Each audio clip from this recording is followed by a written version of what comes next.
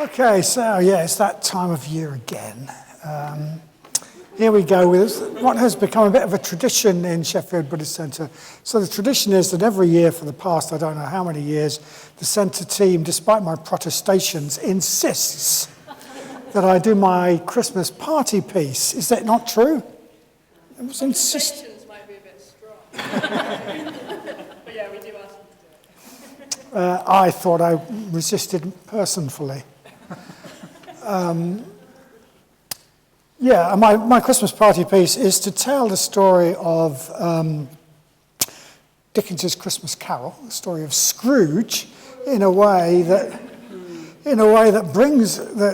relates to the meaning, relates to the significance of whatever it is we've been talking about on Sankanite.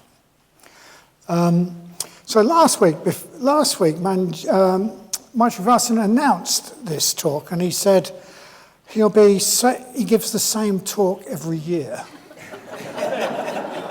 I was frankly affronted, or as affronted as a Buddhist should allow themselves to be, because back in 2015, when our theme was shocking Buddhist ideas, I used the talk to illustrate the shocking Buddhist ideas that happiness has nothing to do with wealth and accumulation of money and financial security, and that our society has got it all wrong in the way that it goes about trying to make people happy. And then in 2015, when our theme was about where we need to get our depths on our side in the spiritual life, I talked about how our unconscious wisdom sometimes forces us to see truths that our conscious doesn't want to see. And then in 2017, I used the story to illustrate what Sangharakshita calls the 5 aspects of the spiritual life: integration, positive emotion, spiritual death, spiritual rebirth, and receptivity. And then in 2018, I showed how Scrooge's story can be used to illustrate the truths embodied in a traditional set of reflections called the 4 reminders, or the four reflections that turn the mind, which are that we're going to die. Everybody is going to die. It's impermanent. This human life is incredibly precious, that no matter what we do, we're not going to be able to manipulate samsara to give us real happiness, that you can't do it by just getting it organized in the way you like. And finally, that the actual way the actual thing that determines our future happiness or suffering is the law of karma. The law of karma is a reality, and it's the way we act, think, and speak now that's going to create our future happiness or suffering. And I think that's pretty good going to illustrate all of that from one story. Same story every year. I might be starting to squeeze this story a little bit dry, actually. So can I find another angle to look at this from? Can I give this advertised talk, Tantric Scrooge?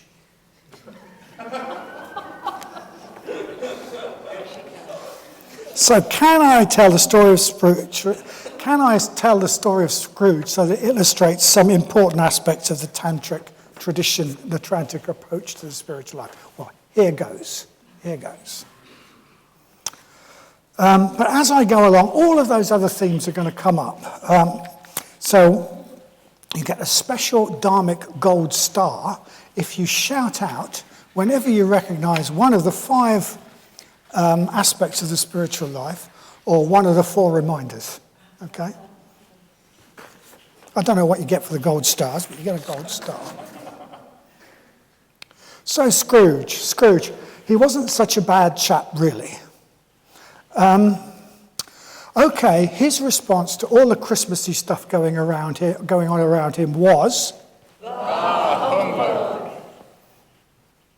Bah humbug is the appropriate response to a lot of what we see around us. I was in a shop the other day, and there was this sort of orgy of consumerist, unnecessary consumption going on, and they were playing this sort of Christmas song, feed the world, let them know. And I thought, bah humbug.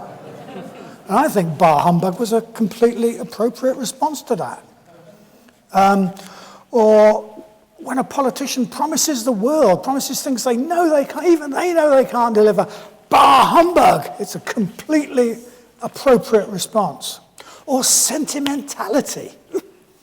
Like Scrooge, I have a very low tolerance threshold for sentimentality, which is different from emotion, okay? So I was watching a wildlife program on iPlayer the other day, and this was showing these cute, fluffy albatross fledgling, photographed so that it looked like it was experiencing human emotions. And telling this story, this sort of story about this melodrama about this albatross family. And these are birds that are so stupid, they don't even recognize their own chick if it's not on a nest. And I thought, bah humbug. Sentimentality is the enemy of real positive emotion. Bah humbug is often the right response to things that deserved to be bah humbugged. And there's something of Manjughosha's sword of wisdom in bah humbug. Cutting through nonsense, cutting through hypocrisy, cutting through unclear thinking, etc., etc. So we can say this about Scrooge, whatever else, he had a well-developed critical faculty. If he was a Buddhist, his Yidam may well have been Manjughosha, same as me. And then again, according to a lot of the values that our society holds dear, and that probably society then held dear, Scrooge is a good citizen, someone to be respected. He's a hard worker. He is a successful businessman. He's built up a business from nothing, made it profitable. He's got a big house in London. He saves his money and invests it. Scrooge is a winner in our society's terms, the sort of person we might find admirable. Okay, he doesn't pay his staff very well, but that's how business people are supposed to behave. The classical Adam Smith market economics that I learned in sort of business studies courses tells you that that's how you should behave. Maximize what you get in, minimize what you get out. In terms of classical economics, maximize your utility. And if everybody did that, the world would be a wonderful place. Everything would be for the best in the best possible world. One's tempted to say bah humbug, but that's classical economics. So, okay, he only pays his staff the minimum, and he doesn't feel that he has any responsibility for the poor and needy. Okay? Why should he? Presumably he pays his taxes. There's nothing in the story that indicates that he's dishonest. So surely looking after the poor is the government's job, isn't it? I mean, it's what he pays taxes for. And anyway, the poor are always with us, so what can one man do? I mean, he could give away all his money. It would be a drop in the ocean. It wouldn't make any difference whatsoever. So when he's asked to give money for the poor and needy, he says, are there no workhouses? Are there no prisons? Well, it's a rational point of view, I suppose, you know. Government's supposed to look after him.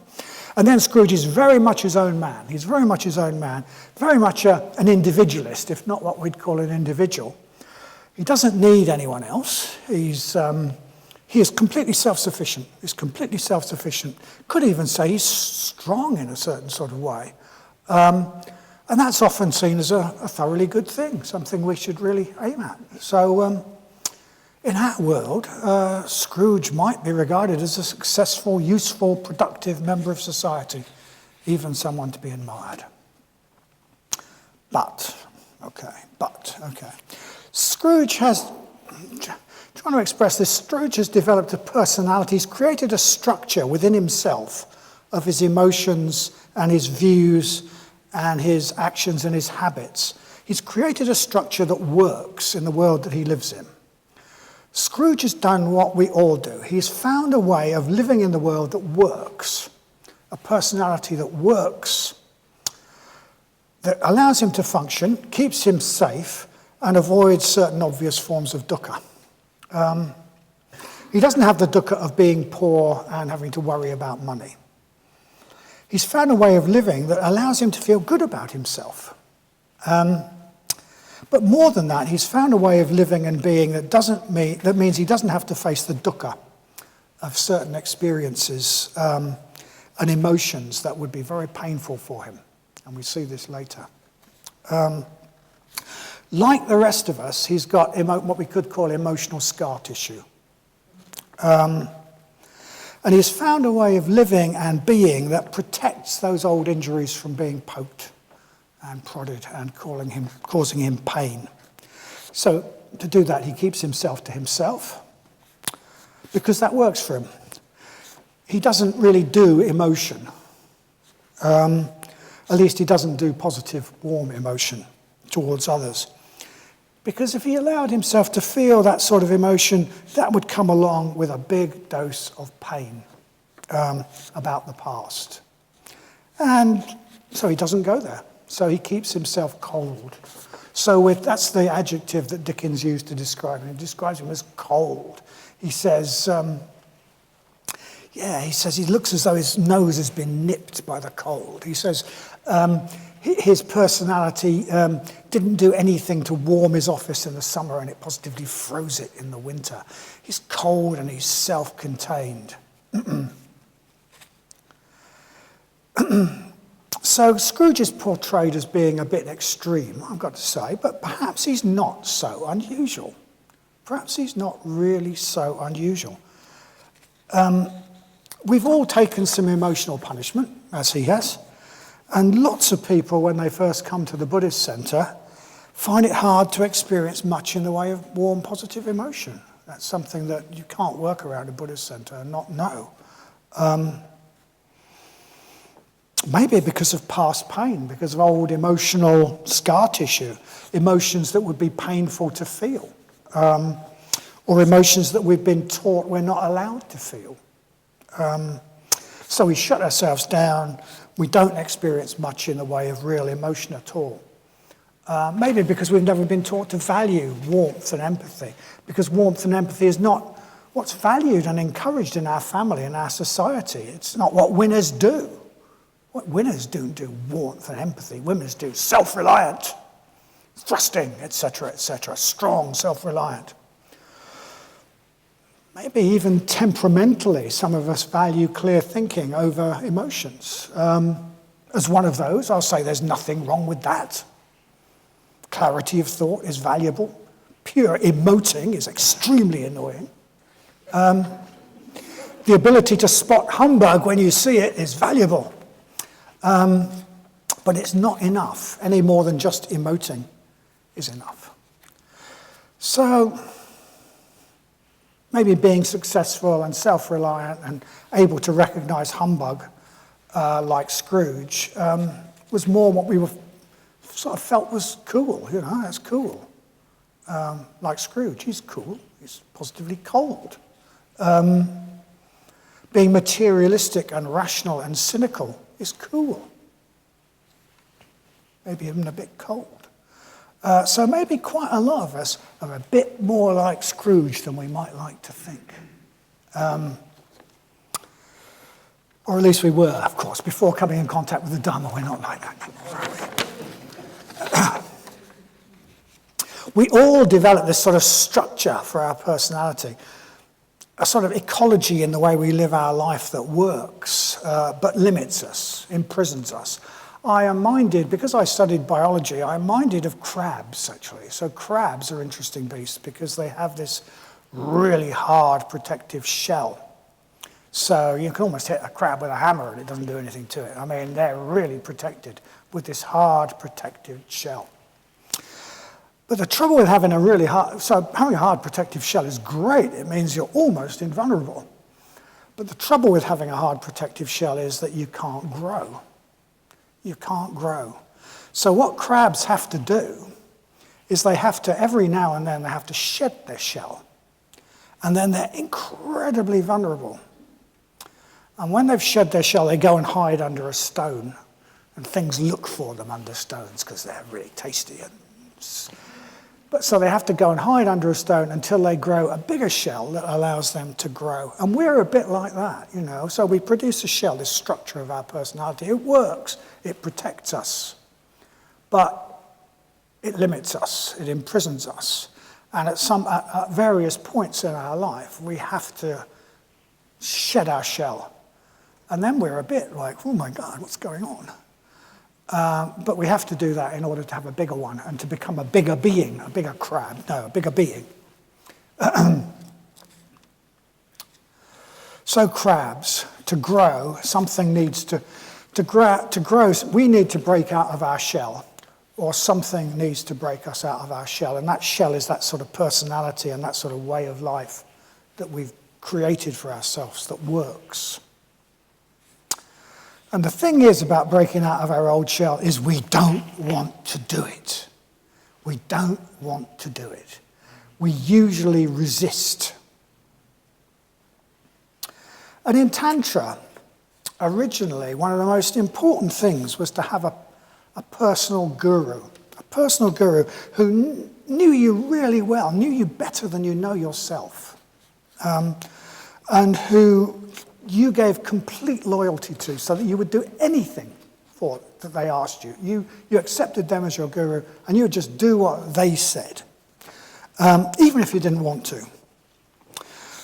And when we're stuck in a shell that's too small and we don't want to leave it, one of the functions of the Tantric guru is to make us do it, to make us shed the shell. With Padmasambhava's gaze that we talked about last week. Go on, I dare you. Step out of that shell. I dare you. Let go. Grow bigger. So that's one of the functions of a Tantric guru, is to make us leave our shell behind so that we can grow. Well, we don't do Tantric gurus in Triratna. It would be a really good recipe for getting sued for abuse. We don't do that. So, I mean, sometimes people will sort of almost invite that relationship, and that's great, as long as they know what they're getting into. I know people who have said that to people. I'll just do whatever you want, you know.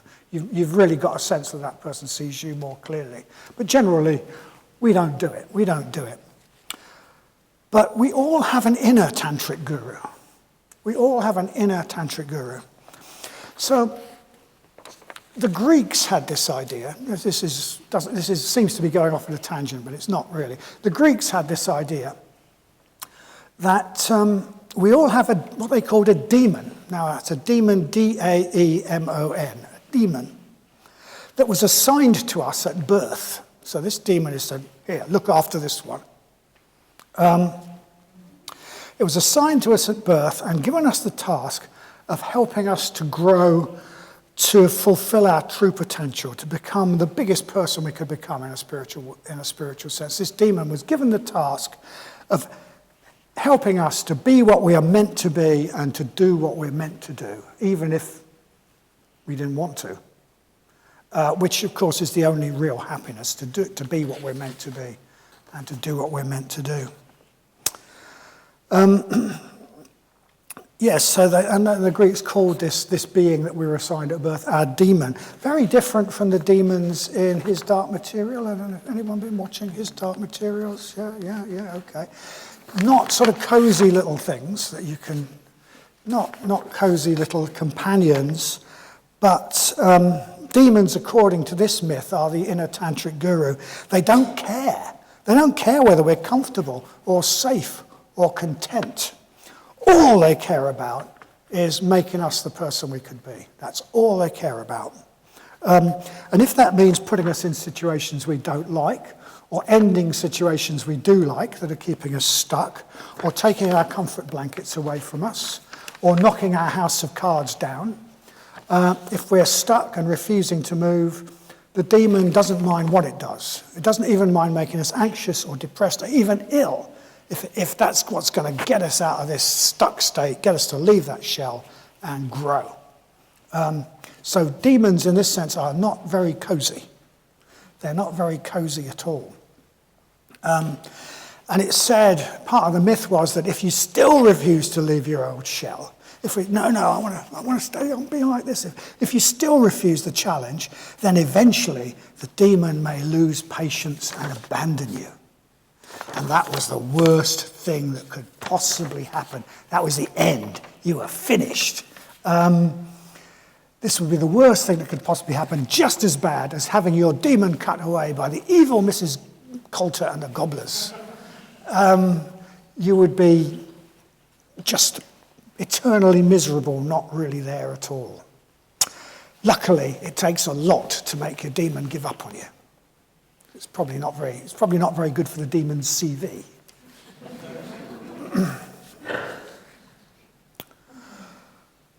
But so demons, inner tantric guru, something part of us deep down that is seeking to get us to be what we could be, to do what we're meant to do, and doesn't so much care whether we feel comfortable along the way or cozy along the way. There's a guy called Reginald Ray who wrote a book called Secrets of the Vajra World. Now, I wish I'd thought of that title.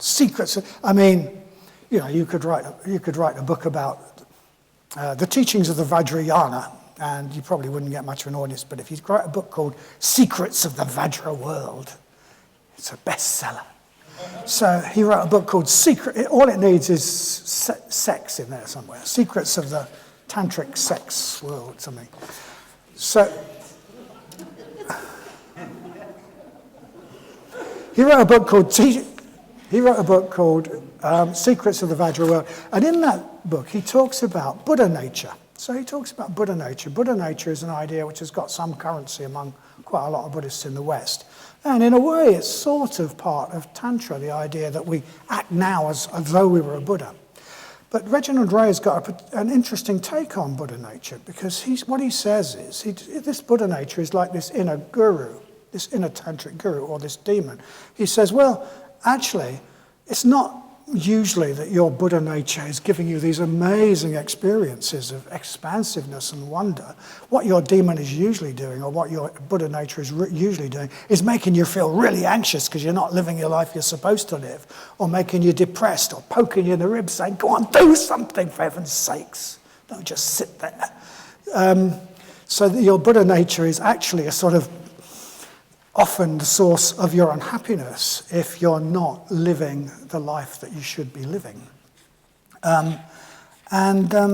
So Buddha nature is what wants to make us change. It's that potential for Buddhahood, which we could also call, which is seeking to manifest with all its worth, and which we could also call our inner tantric guru, our inner demon, if you like. And what it wants is to make us change, and it doesn't care if we want to. And this is what happens to Scrooge. We got back to Scrooge. This is what happens to Scrooge, okay? His inner tantric guru takes over and forces him to leave his old shell, which has become very, very hard and rather cold and rather dysfunctional. So that he leaves the person he used to be and he becomes something bigger. That's what the story is about. And this is how the story goes. So, although it's Christmas Eve, right? It's Christmas Eve, and Scrooge is surrounded by all this Christmassy stuff, so quite rationally he's going,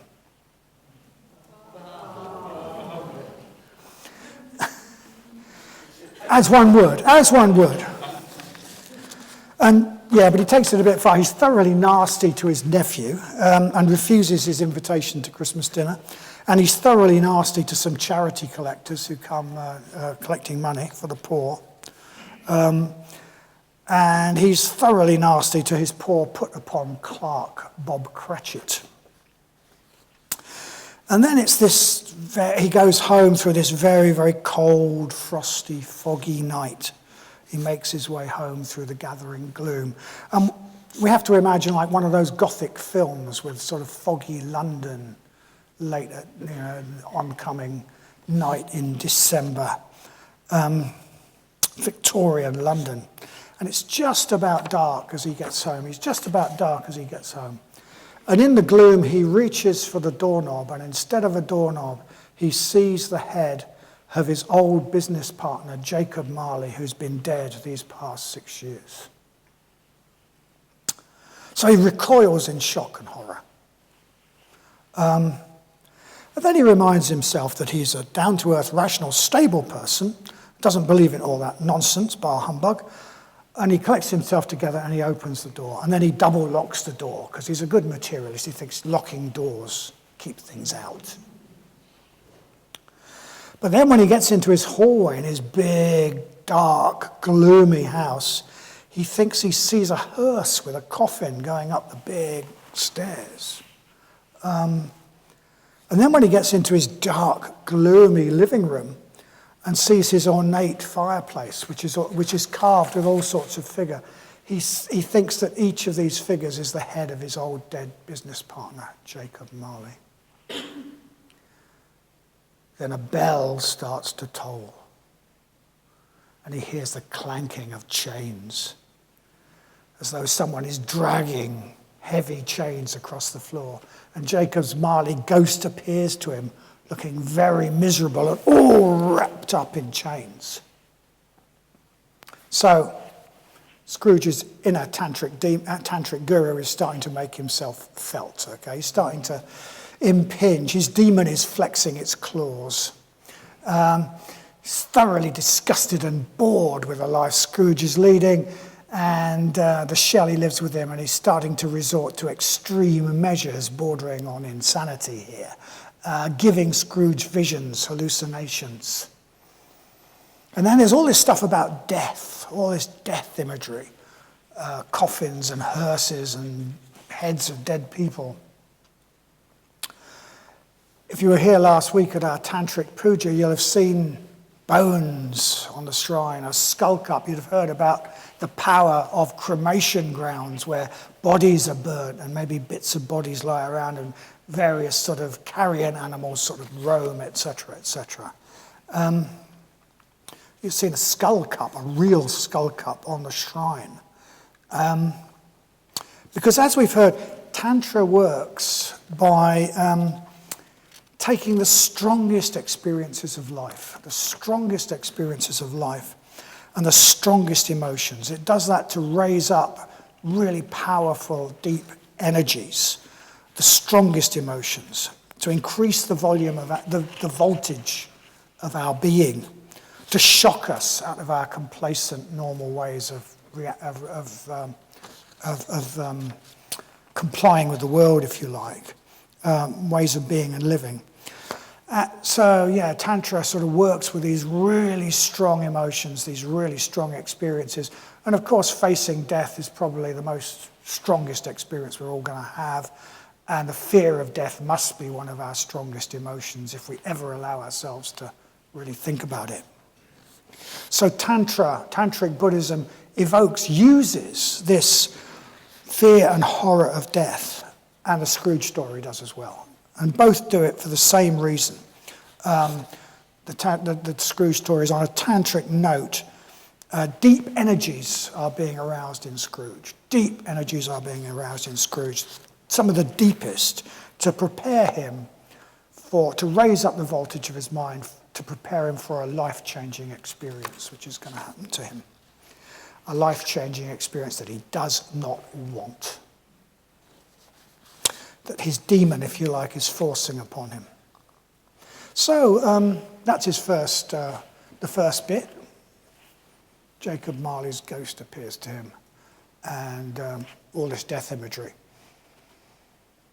One of the reminders? Impermanence, yes. Gold star for that man over there. Impermanence and death. So, unless we realise we're going to die, we don't probably live properly. So Scrooge's inner guru, Scrooge's demon, if you like, tries to knock down his defences and raise up these deep energies by making him face a fact that he doesn't want to face and experience the emotions that brings up. But Scrooge, of course, resists his inner guru, as we all do, usually. Impermanence is a fact. We all die. This is the reality. We don't want to know it. Scrooge still tries to protect himself with his old defense of cynical skepticism. Cynical skepticism, bah, humbug. He even tries to make a joke of it. So he says that the vision is nothing more than the result of a bad dinner. And the joke is that Marley's ghost smells more of gravy than of the grave. So yeah, just bah humbug, it's just cynicism.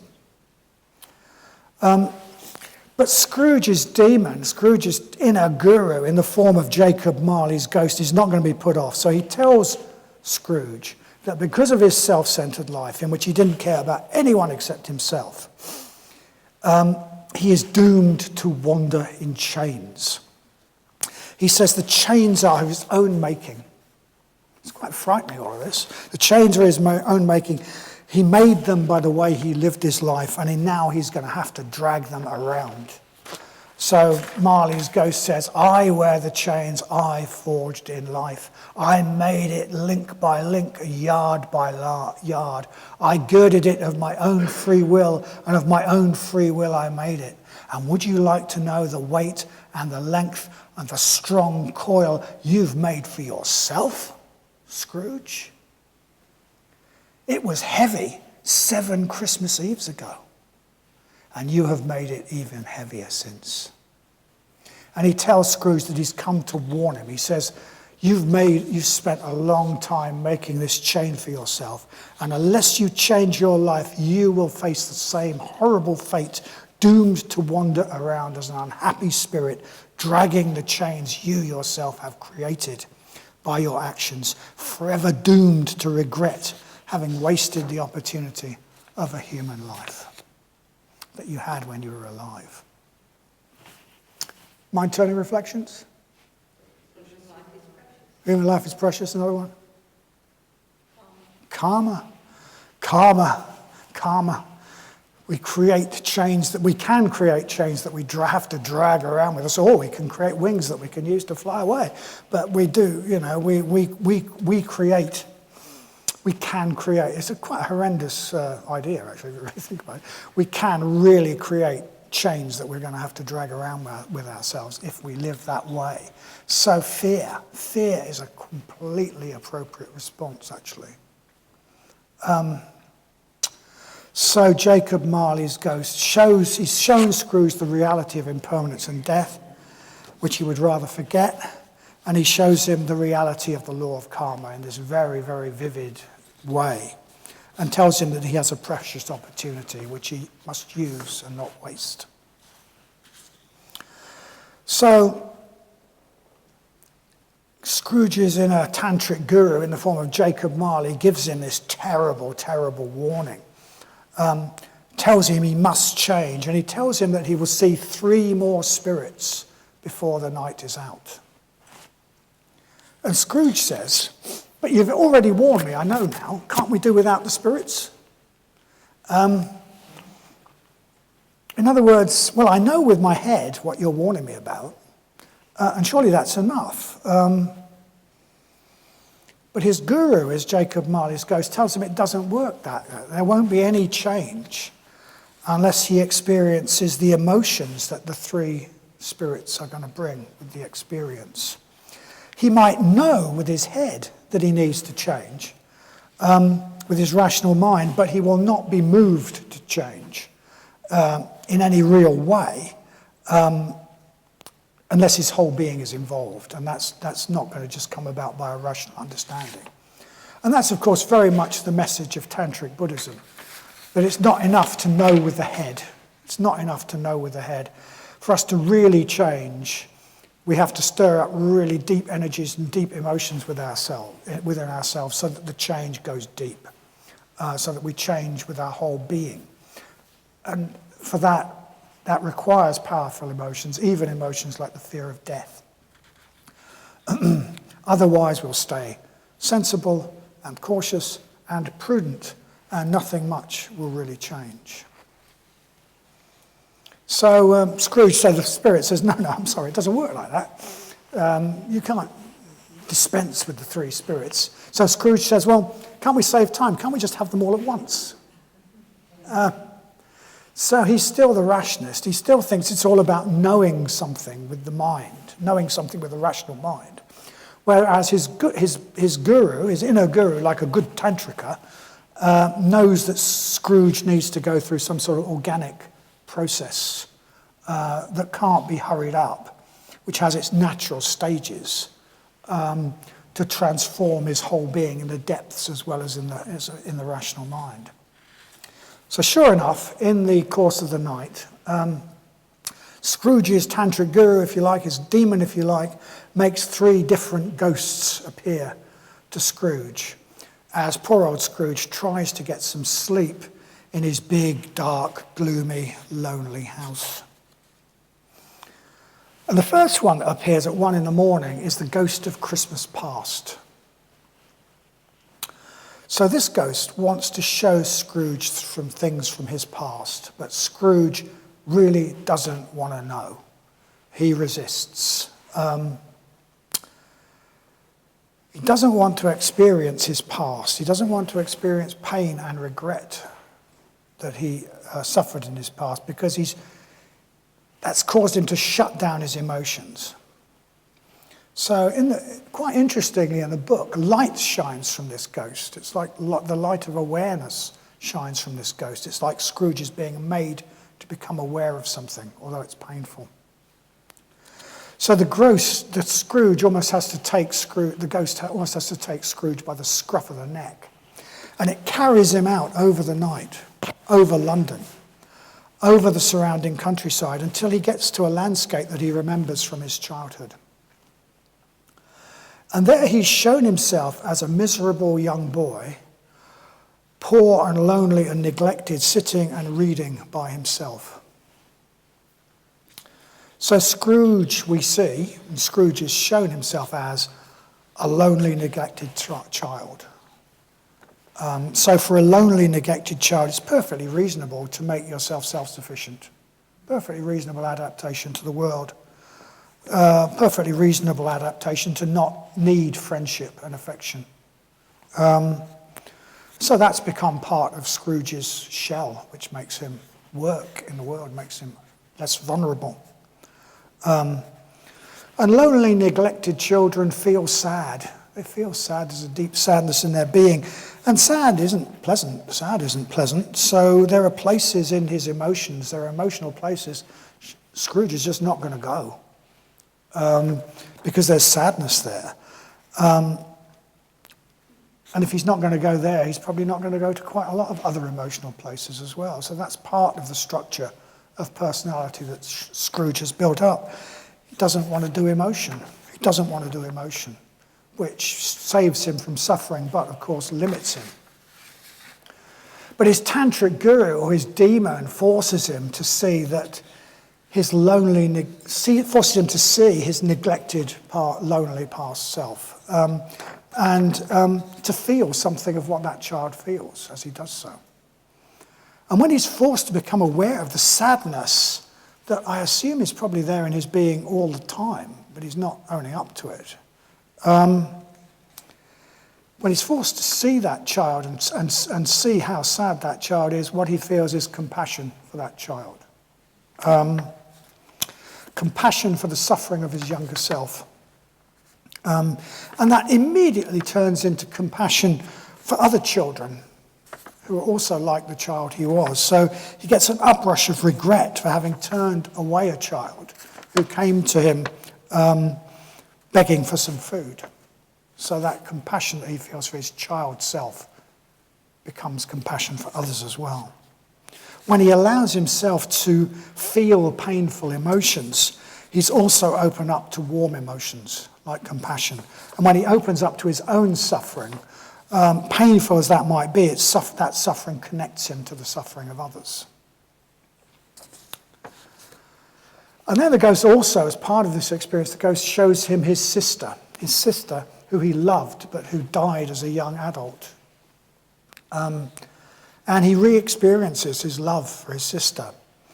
and his grief at her death. And again, these are painful feelings that he doesn't want to feel, but being, as it were, almost forced to feel them brings his emotional life alive. And then he's shown himself in his first job as well, with his close friend Dick, who he's completely lost contact with, and his very kind employer, who delights in the very Dickensian name Mr. Fezziwig. And he remembers the kindness of this employer, the kindness that this employer showed him. And I suppose because his emotions have been opened up, he feels a strong uprush of gratitude for this employer.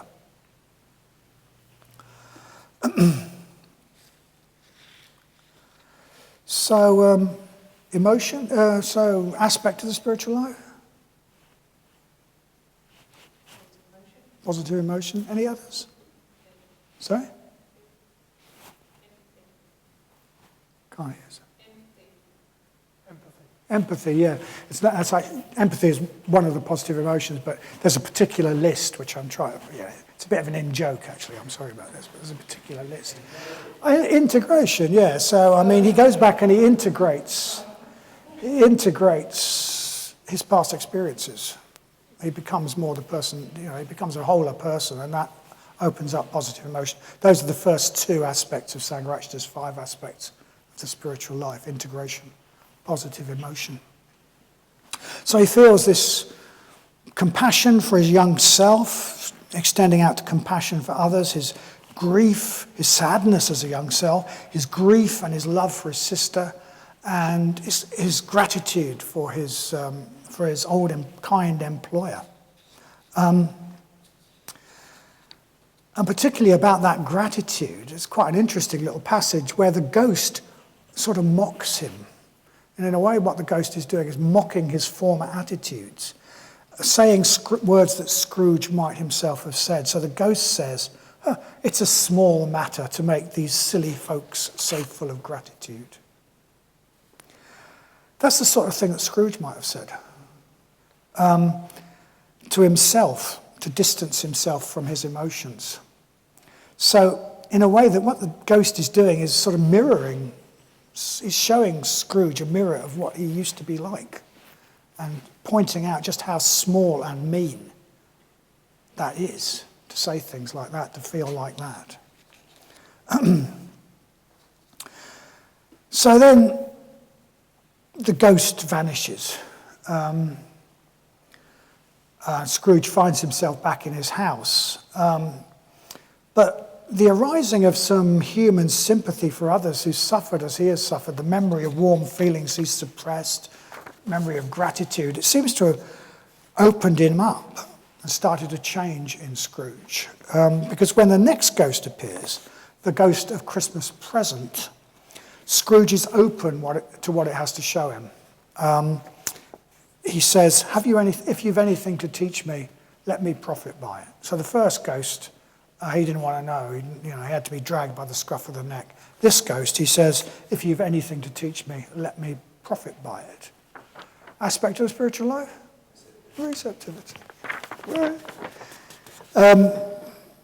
So basically, so he's become receptive. These things all sort of work on each other. And basically, what the ghost does is show Scrooge other people enjoying Christmas. But in particular, he shows other people enjoying their warm, close relationships with other people, is what he really shows them. He shows the joy of relatedness, connectedness. He shows him especially people that Scrooge thinks he's better than. So people that Scrooge thinks he's better than because he's got more money than them, because he's rich and clever and they are poor, he shows them having a good time. And he shows him his poor nephew that he'd said bar humbug to, and his fiancée delighting in their friendship and warmth for each other. And he shows him his poor, unprepossessing clerk, underpaid clerk, Bob Cratchit, who it turns out is not so poor after all because he's got a much richer life than Scrooge, because he loves others and is loved by others. And hardest to take of all, what he's shown is himself as he looks in other people's eyes. So he sees that other people, far from sort of thinking he's better than them, superior, which is what he thinks, because of his wealth, they actually feel sorry for him. These people that he thinks he's superior to feel sorry for him, for the way he's cut off from human relationships and from positive emotion. And that's a pretty big thing for Scrooge to take, actually. It's destroyed this sort of, an awful lot of Scrooge's adaptation to the world is about feeling superior, because he was this lonely, unprepossessed, this lonely, neglected child. It's the way he feels good about himself, and suddenly that's taken away as well. That bit of his shell is crushed. So that's his first two ghosts, his tantric guru appearing as two ghosts, and then finally, in the last watch of the night, a third spirit appears to him. The ghost of Christmas yet to be. And he sees his own death. He sees his own death, and he sees the legacy that he leaves behind him. So he sees important businessmen who he thinks of as his peers, and people whose respect he wants, and he sees what they really think of him. One of them says, well, it will be a very cheap funeral, because nobody will go.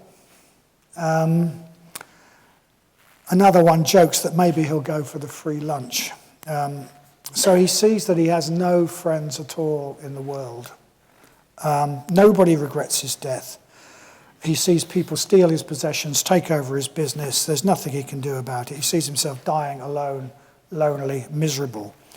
And he thinks, well, my life, it has brought me to a rich end, truly, my way of life. So he asks anyone, he asks the ghost if there's anyone who feels regret at his death. And he's shown a couple who owe him money and are near to being thrown out of their house, and how glad they are that he's dying. Because because whoever takes over the business won't be as hard-hearted as he is. So wouldn't that be an awful thing? To be dying and to know that nobody regretted it. The only emotion anyone had about it was gladness. And then he's shown a future after his death. Someone else is in his chair in his office, carries on, and the only sign of his life is a gravestone which nobody looks after, which is completely overgrown with ivy. So that third ghost, the message of that third ghost, that again is very tantric, isn't it? Confronting our own death, confronting our own mortality. That's obviously been there in Buddhism since the very earliest days, but it's particularly strong in Tantra, hence the bones, etc., the memento mori, etc., this emphasis on powerful emotions. So Scrooge is shown his own death and the world after his passing. And he thinks he's died. He actually thinks he's died. It's so strong he thinks he's died. But then as the morning comes, that ghost morphs into his bedpost. And he realizes he's not dead after all. And he's had a reprieve. He thought he'd died. He thought he'd died and nobody cared a monkeys. Nobody cared at all. But he sees he's still got this precious opportunity. He still has a chance to do something, to change who he is and how he lives, and the effect he has on the world. And he says, I am light as a feather. I'm happy as an angel. I am as merry as a schoolboy. I am as giddy as a drunken man. A Merry Christmas to everybody. Happy New Year to all the world. Halloo, here, whoop, halloo. I don't know what day it is. I don't know how long I've been among the spirits. I don't know anything. I'm quite a baby. Never mind, I don't care. I'd rather be a baby. Hello, whoop. Aspect of spiritual life? Spiritual rebirth. He's been reborn. I'm happy as a baby. He's been reborn as a different being. He's being reborn as a different being. So he sends a turkey to Bob Cratchit's house, gives a large sum of money to the charity collectors he mocked earlier, goes to his nephew's house for Christmas dinner and has a thoroughly enjoyable time. He's completely changed. He's reborn as a happy man.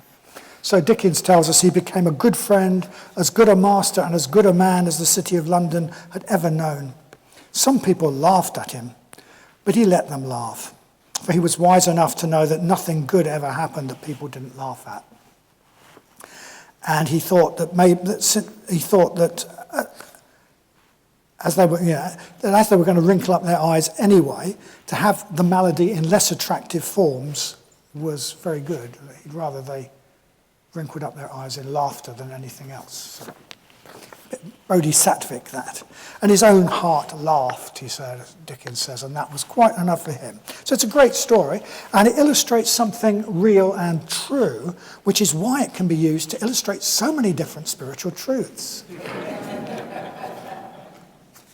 So are there any lessons we can take from it? It might be worth us asking, are there any ways I am like Scrooge? Do I value material wealth and security more than spiritual values? I want to put this is a sort of mind experiment. If I had the choice between winning the several million on the lottery and having a breakthrough in meditation, which would I take?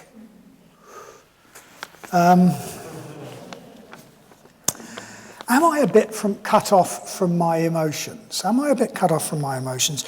And might there be some reasons, some emotions that I don't want to experience that seem painful, or that I'm not allowing myself to experience? Could that be any of that?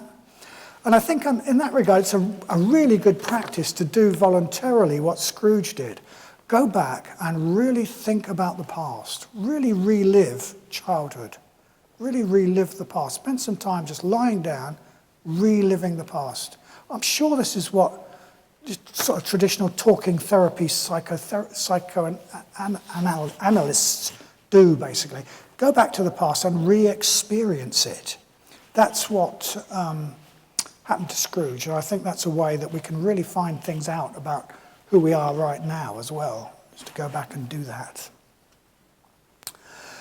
Bring the child we used to, contact with the child we used to be. Contact, compassion for the suffering of that child, and maybe even put that child in our metta bhavana. Maybe we could begin the first stage of our metta bhavana with feeling metta for the child that we have been and that has got deep roots in us. So, am I a bit cut off from my emotions? Could I do what the Ghost of Christmas Past did for Scrooge, for myself? So again, am I a bit like Scrooge in being a bit skeptical, even cynical, a bit overly rational? Am I a bit too ready to say, bah, humbug? So in that regard, I remember I would definitely own up to having been like that, okay? And I would... some advice that was once given to me by an order member called Vasantra, who I was being quite cynical in a Mitra study class, and he looked at me with this look, and he said, "Take cynicism and wring its neck."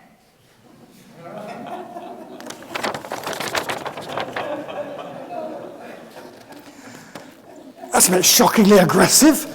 Well, that's very tantric, isn't it? Use negative emotions like anger and aggression to break out of harmful patterns.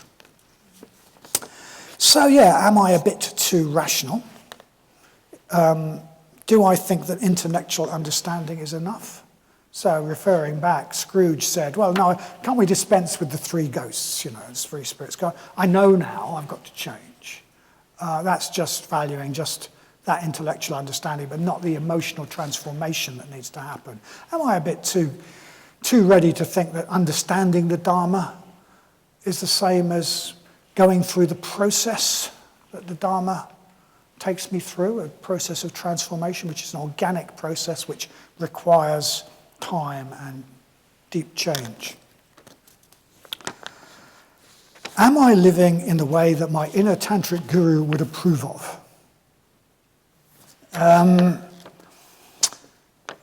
Is there a shell I need to let go of so that I can grow into something bigger? It might work very well at the moment, but do I need to get rid of it? And maybe go and hide under a stone for a bit.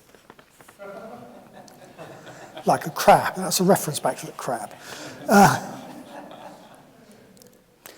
And so in that regard, I suppose we might ask ourselves, am I receptive to the promptings of my inner guru, or am my inner demon? Or do I resist like Scrooge initially?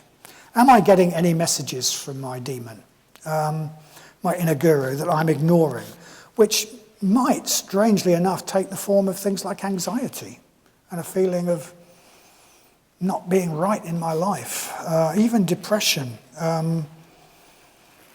feeling trapped, urges to do something that feels really exciting but doesn't seem very sensible, that sort of thing. Because it's really important that we listen to the lessons that our tantric guru, inner tantric guru, is trying to give us, our personal demon who's trying to help us to grow into what we could be. Because if we don't take notice, that demon just tries harder. And some of the things it does get more and more extreme and more unpleasant. Better to listen now. And also better to listen now because really worse, if we really refuse to listen, our demon could give up and lose interest on us and in us, and we would be finished. It would be the worst thing that could happen, far worse, well, no, as bad as having your demon cut off by the evil Mrs. Coulter and the gobblers at Vadanya. Thank you.